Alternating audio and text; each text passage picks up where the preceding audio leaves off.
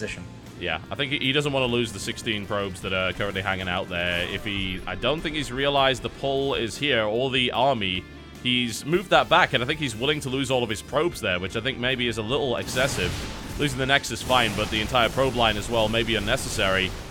And right now, Ike is set up in a good defensive position on his natural, but that's going down, and a Viking attack goes in and does decent damage. There's an Archon out now, and interestingly enough, Ike was actually very, very oversaturated, so he may have wanted to lose those probes so he could free up some army supply. He's at 186 even after losing all of the probes. So that was unnecessary, but may have been intentional. And the first Archons are out. Charge lot is now up, +3 weapons, or pardon me, +2 weapons about to finish, +3 armor on the way. And Happy, I don't know, he cancels the third Nexus once again, but he still doesn't have his own third command center. So I'm not really sure if that's a winner or if not for him, because now we have the gigantic high-tech Protoss Death Ball out. Templar Storm is available if he wants to start upgrading it, and there it goes. And once that hits the field, the lack of medevacs is going to be a gigantic problem, because one Storm and the entire army just cannot fight for the next minute or two. Yeah, I certainly think so. 6 medevacs, wow. And I mean, there are 7 Colossus out, so the Viking count is still relevant, and there's still more Vikings actually on the way. But there is a risk for a huge tech switch that completely catches Happy off guard. Still no third base from Happy, good lord. He's pretty much mined out his main now, so unless he wants to take that and dump it on the third, he's almost mined out his natural too. There's actually a patch missing there. He's massively oversaturated, so this is going to become a real problem for Happy quite soon if he keeps up with this. Yeah, and he's not headed for any more upgrades. He has stopped at 1-1 and he's staying at it. He is heading up towards Ghosts, so I imagine he's just going to get the Ghosts going, and then he's going to do one final SCV pull, which is going to be completely all in. Like, he's going to have to kill with it, and hope that he gets big EMPs, I guess. But Templar are out now. Storm has finished. He is going to have Storms available, barring Miracle EMPs here. And Storm against this kind of composition, Storm against anything low economy, because Storm is always going to be cost efficient. So you really just need to kind of outmuscle it, get a lot of Ghosts going, snipe well beforehand. But neither time nor money is on Happy's side, and you really, really need both to work against Templar. So, I don't know, that might actually be the end of it for Happy. This may not even be possible with Storm on the field now that I think about it. There's definitely a possibility. Upgrades are not looking good for the Terran player either. 2-2, actually that's 2-3 is about to finish. And that doesn't make a huge difference against Marauders, but those 37 Marines are pretty much going to tickle these chargelets. And he's going in just a couple of seconds before the upgrade. There it is, it kicks in right now. And here we go. The Storm goes down in the middle, misses everything. Second Storm also kind of misses everything. The chargelets moving in. All the SCVs come off the line here. The Archons having an absolute field day. Colossus doing really well as well. Happy is plummeting in supply right here. The meat is gone at the front, so it's a little bit risky. Ike's going to have to push back. The Marauders now come in, try to take out the Colossus. Stalkers on the right flank are still doing damage. Not enough sentry force fields, and Happy is able to break through, but he's losing everything in the process. The reinforcement wave comes in, and that is the nail in the coffin. 31 supply to 98. Ike is impressing today. GG. Yep, that was every mineral SCV in the battle. That was a complete all-in. And yep. Ike, I don't know, pretty bad Storms, honestly. Not the best control once again, but once again, more than enough stuff to just power his way through it. A kind of just attack move. A bit better Colossus control that time. That was a saving grace, because those 2 Colossus alive at the end were what cleaned it up. Yeah. I think reinforcements would have kept him alive anyway, but doing what he needed to make it happen. Yeah, he really did. And that build is absolutely fantastic. It seems to do the job. And Happy has not found the answer to it. Dystar did not find the answer to it. So someone's going to have to. But the last man on the field for Russia will in fact be Slivko. So I am intrigued to see what Ike can do in this situation. We haven't seen him versus... Yeah, his PvC is a complete unknown to us thus far. And we haven't actually seen Slivko yet either today.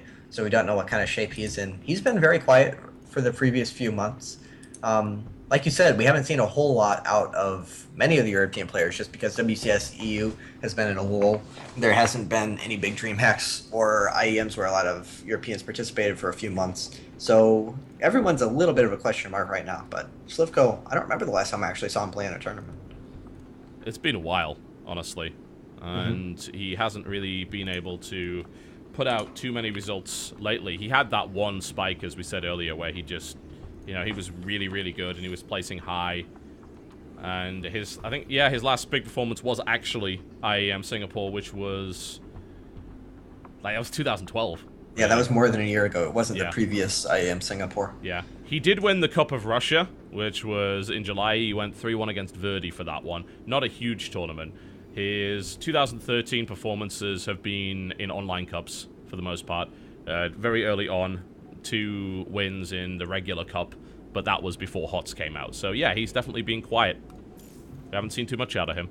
Going to be difficult to... I mean, this is pretty much an unpredictable matchup to me. I haven't seen Slivko play in ages, and we haven't seen Ike play against Zerg at all. So we do know, of course, that he beat Target in that Norwegian Cup quite recently, so he's evidently not terrible at this matchup, but it's hard to know. Target CVP against Titan? Yeah, it was Titan. Looked pretty okay, but that was just a timing build, so it's hard to read too much into that. Yeah. Slivko, back in Wings of Liberty, very much so embraced the Broodlord Infester, Turtle CVP kind of style. Yeah. Which obviously does not work anymore, but that can be instead Swarm Host Turtle kind of ZVP. That kind of fits the same mold. He's a very patient, very macro-oriented player. So we could see something like that. And Habitation Station is a map that can be split down the middle. If you really want a turtle style, you can make it happen on here. So, God forbid, but we could be seeing that out of him. We might. But he does have great macro. He could be going for just more of a mid-game layer-oriented kind of thing. He's certainly capable of that. One thing I've never ever seen him do is any kind of Mutalisk-based stuff. So, I'd be surprised by that. But again, it's been so long since we actually saw anything out of him. Anything is possible. And then Ike, who knows? Yeah, that's a bit of a mystery. Now, to answer your early question, by the way, I did get a confirmation from the admin that it was loser pick, so Snoot did actually pick Polar Knight. That's so bizarre. Yeah, I want to ask him about that. Well, so we're going to have to root for Ike, because otherwise we're not going to find out the answer to that question. So we'll see if Ike can actually win from here. But honestly, that's a powerful performance from him up to this point. He is really impressed throughout this event. If he can take out Slivko as well, that'll be a breakout performance. Absolutely, yeah. Especially coming back and saving his team after the other 2 members fell early on like that to Happy. That's not an all kill, obviously. He can save that for the later rounds, I suppose. But coming back from being down 2-0ing his opponents, and especially the Russians, because this is, I would say, one of the stronger teams in the entire thing. Yes. And probably the favorites for this group going into today. So, I don't know. If he does that, very, very impressive. I think so. All right, here it is. Let's find out. Will this be Ike's breakout performance, or will Slivko be able to take it for Team Russia and complete a rather rocky road for them after their absolute decimation of Spain? But here we go. To the northeast position of Habitation Station in the Blue Trunks are playing Protoss from Team Carnage. Playing for Norway, it is Ike. Versus his opponent to the northwest position. The man with the longest clan tags in history. In the Red Trunks, playing Zerg for Team Virtus Pro, brought to you by BenQ.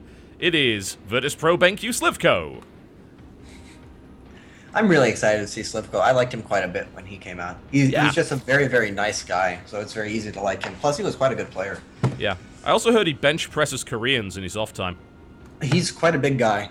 It was actually really scary. I think it was a Home Story Cup. He lost a match. It was an important match, an elimination match. And me and Bling or something were sitting in the room next to the player room casting it on the secondary stream. And then after he loses, he just walks in and he like slams his fist into the wall. And he's a big enough guy that when he does that, it makes a big sound. And he wasn't like furious or angry or frothing in the mouth or anything. It was just like a little bit of frustration and, wow, I'm stupid, ha ha ha, I'm going to punch a wall. Fun little Slivko story there.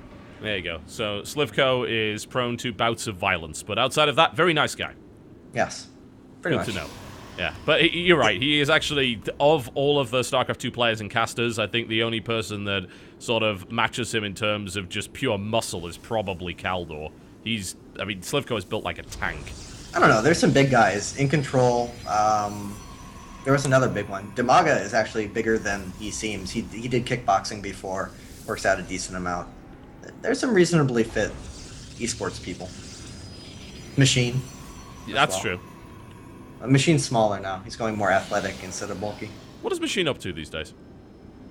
He has been working as the house manager for EG. I'm not sure what his plans are for the rest of the year, since they've been moving more towards Dota, Team House, and whatnot. Ah, okay. Interesting. Alright, well, let's see what happens here. So, we do not know what Ike's Protoss versus Zerg is like, and we don't really know much about Slivko because he's been off the radar for so long, so this could go either way.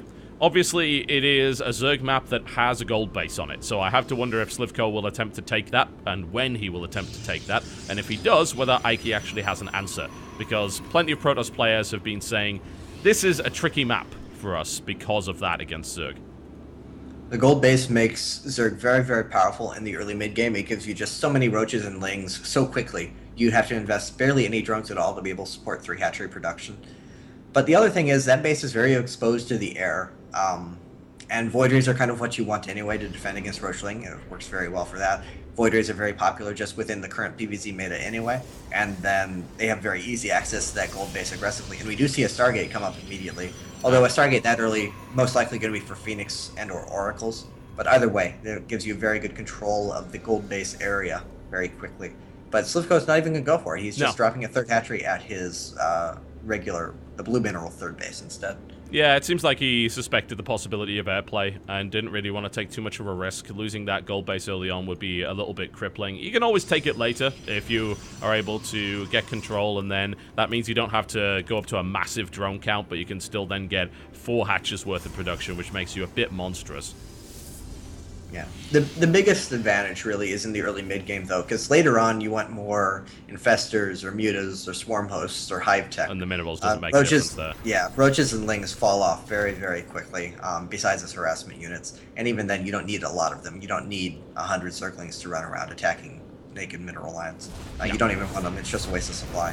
So, if you're going to do a gold-based centric strategy, you really kind of need to take it early on. Otherwise, the payoff isn't nearly that big.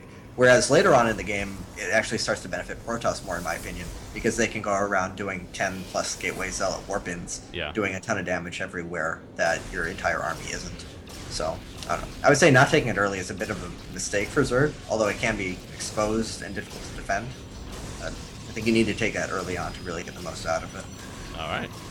Well, we've got another Phoenix on the way here, so Ike just looking to clean up some Overlords, and is able to do that quite nicely. So, thus far, a fairly passive game.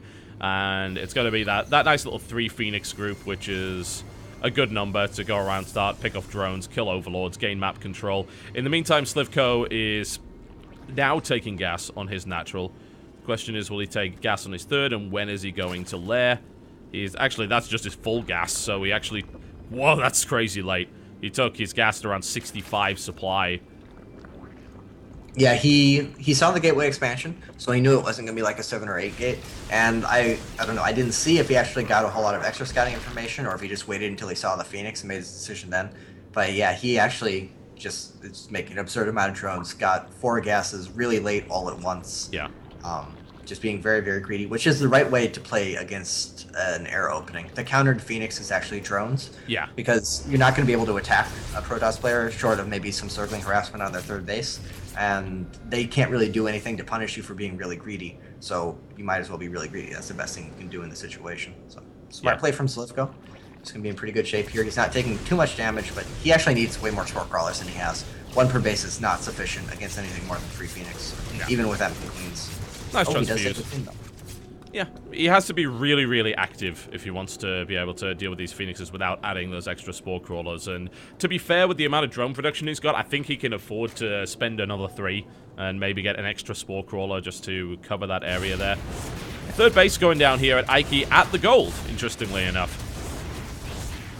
I like that decision. It's actually, in my opinion, easier to defend than the other base for Protoss, because you can just put up a wall and put 2 cannons behind it, and it's going to be really, really hard for Zerg to break. That's a tiny ramp.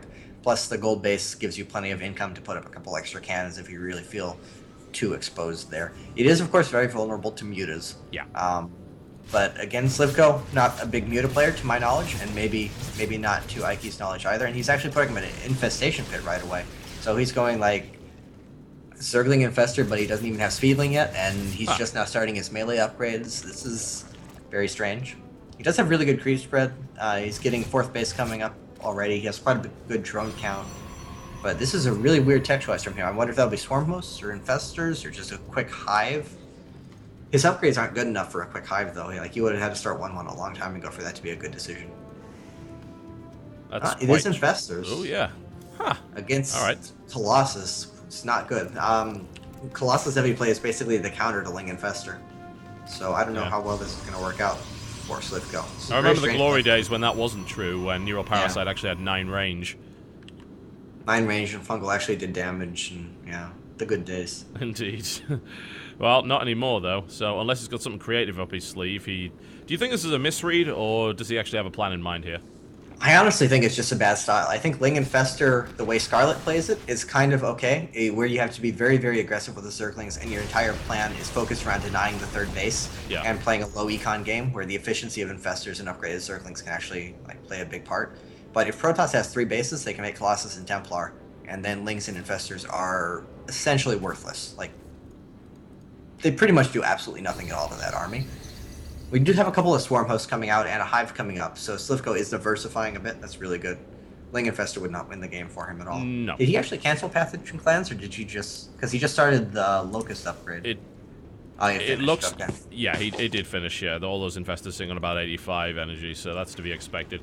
Okay, well, you know, at least he has that as an option, but as you said, he is diversifying. Fungal whiffs completely. I mean, catching Phoenixes with Fungal is difficult enough as it is if they're moving, so that's to be expected. But you're right, he's got all sorts of things coming in. Another Stargate is being added on here by Ike, 6 more gateways. He's building some Void Rays as well, so it looks like we're just going to see all the tech paths going in here.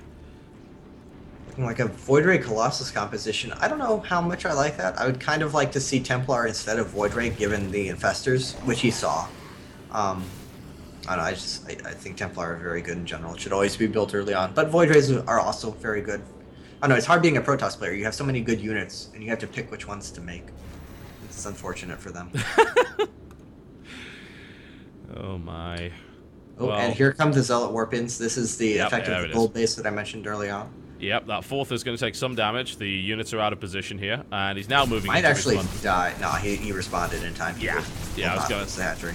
Yeah, he'd have to spend probably another warp in to make that happen. He wants to focus it down to try and kill it off later. A nice little transfuse goes in. I mean, that doesn't save it. I think it actually wouldn't have lived. How much is transfuse? Oh, that's 125 life. Like yeah, 125. It would have lived, but only just. And very nice play from Ike as soon as he pulls the army out of position with that warp. Oh, but he gets caught by a fungal, and now he's going to lose everything. Oh, that is not good, especially with Locusts in there. He's able to force field the Locusts out and also grabs most of the Infestors from the back with the Phoenixes. So that actually worked out a hell of a lot better than it had any right to. That was really nice control there by Ike. And eliminates most of those Infestors. The Colossus continue to push this back. He micros one back. He's going to lose a couple of Stalkers if he keeps fighting here. But that certainly could have gone a lot worse. He could have lost everything. The problem he now has is that there is a lot of Zerg supply behind this. 86 drones and a decent-sized army alongside Swarm Hosts is now starting to shove the Protoss player back. Zerg lost a lot of Roach Sling, which is very replaceable, whereas Protoss lost some Colossus, some Sentry, some Stalkers, some Phoenix, which is a lot of gas and much less replaceable. However, Slivko is kind of staying on this low-tech army. He's mixing in more and more tech, but he still has a lot of Roachling, and that doesn't scale very well at all. So he kind of needs to make things happen. He needs to trade those Zerglings out for whatever he can get for them, and start heading up towards... It looks like he's heading for Broodlords, actually. He's making a lot of Corruptors.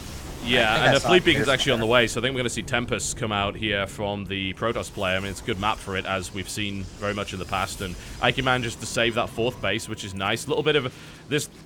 The most awkward locust aggression in history kind of runs into a wall and does very little, but the next wave will certainly do damage if it's properly controlled. Here are the Tempests coming out, which is a pretty good choice against Broodlord and Swarm Host and Static Defense. I mean, it's pretty much the best choice.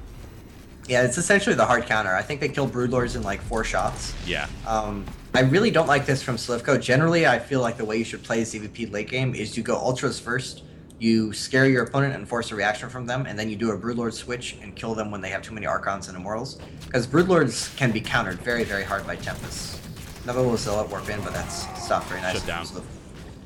But Broodlords can be countered very, very hard by Tempests. If you actually commit to Broodlords and your opponent gets out like 4+ Tempests, you kind of just lose the game. So Slivko has a very, very small timing window here where he can make something work, and after that, it gets very difficult. Yep, he's currently working on this gold base with that and doing some decent damage to the economy. Lings come in and just get toasted completely, but I have a feeling he was just throwing those away so he could build more stuff. And he's got a Viper and 5 more Corruptors on the way. And he'll definitely need those Corruptors against these Tempest. Otherwise, he's not really going to have a way to fight this. And this is starting to get really crazy with a lot of big units on the field. 2 more Tempests coming out, which is going to start to knock out those Broodlords pretty quickly as well.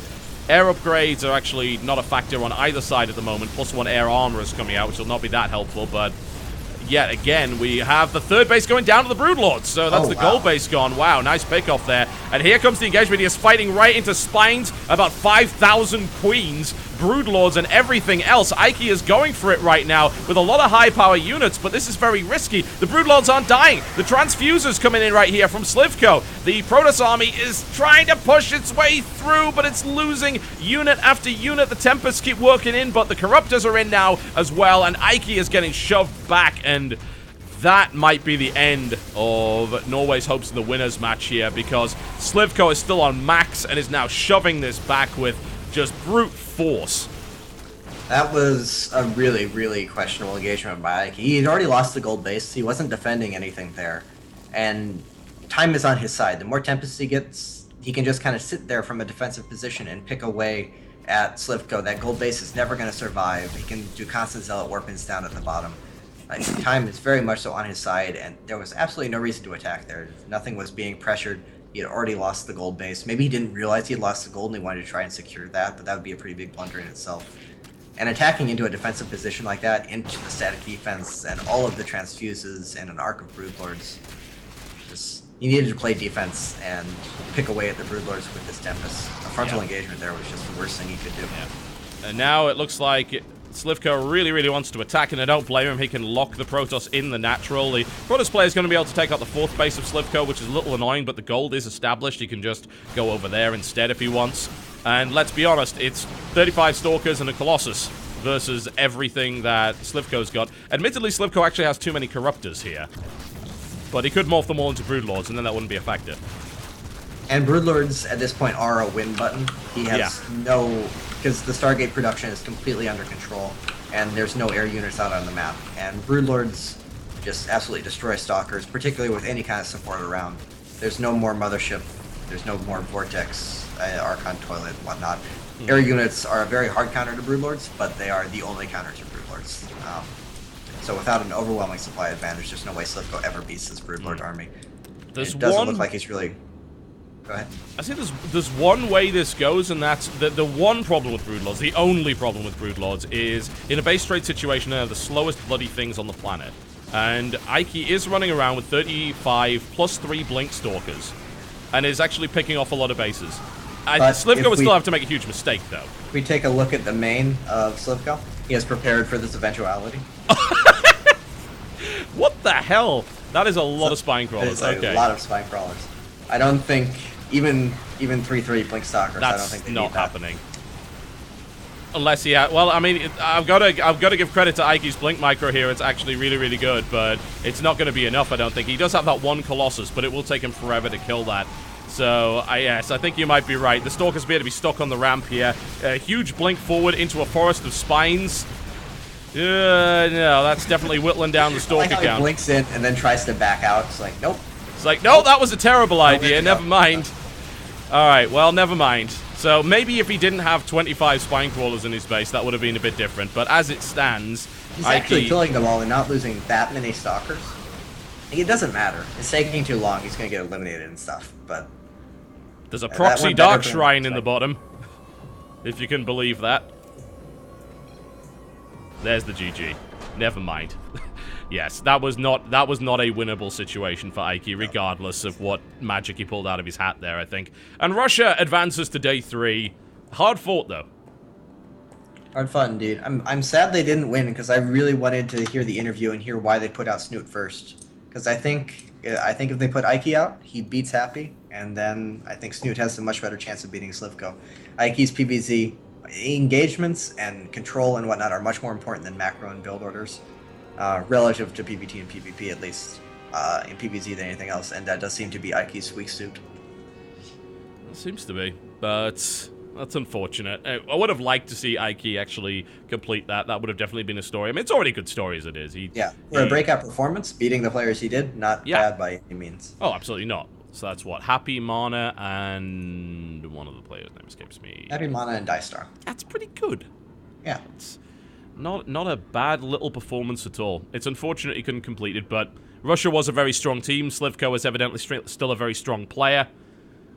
And that puts Russia through to the playoffs, which is certainly something I think a lot of people anticipated. That does leave Norway with a chance of going on to day 3, though. They will be fighting the winner of Poland versus Spain. Which you'd have to imagine would be Poland, and they've already beaten them once before. Yeah. I don't know. I think Poland plays a bit more smart next time. Holds Nurcio in reserves, tries to get rid of Targa first, and then let Nurcio kind of outplay everyone else. Because after watching that, I think Nurcio almost 100% beats Ike. And then Nurcio versus Snoot, I think that would be the good game to watch for the exciting back and forth one. Though I would still give Nurcio an edge there. Yeah, I think you might be right there.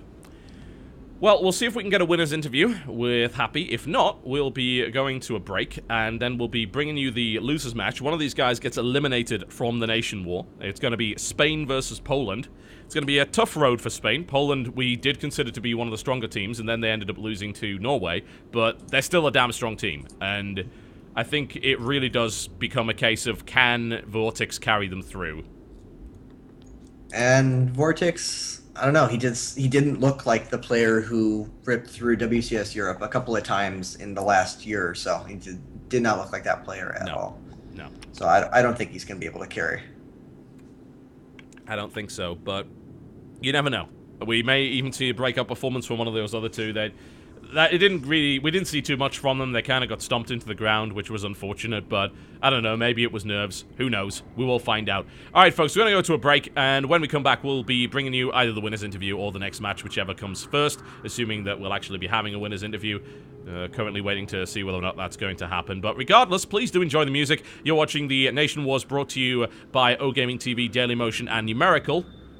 And it looks like we absolutely are going to have a winner's interview, because we just had Dmitry Kostin, a.k.a. Happy, jump into this. So I expect a very short and very Russian interview out of him. We'll be jumping into that momentarily. Happy interviews are best interviews. I want Titan back. Yes, that would be nice. It's amusing. But he didn't win any games this time, so it's not really Disappointing. justified, I suppose. We'll see him on day 3. Then that'll be fine. Now we're just waiting for Happy to confirm. Yep, looks like he's pretty much ready to go, so just waiting for the call here. Oh, this should be short and to the point. Anytime now. Well, maybe not. Okay. Well, it will eventually be short and to the point. We have to make up for the shortness with the lots of delay beforehand, so all in all, it amounts to a regular length interview. Absolutely. 3 minutes of downtime, 30 seconds of content. Sounds about right, unfortunately, for StarCraft 2 esports over the last 4 years. It's something that they're getting a handle on, but... Alright, here we go. The call is ready, so let's get in here and talk to Happy about his victory here. Hi there, Happy. Congratulations. You move on to day 3. Hey, thank you. Alright, so this was a bit tougher this time around. Did you expect this much resistance from Norway? Well, actually, I think it went quite good. Only surprise is that I lost to Ike. Have you had a chance to play against Ike before this tournament? Yeah, I think I played against him in ladder game, but it was some time ago.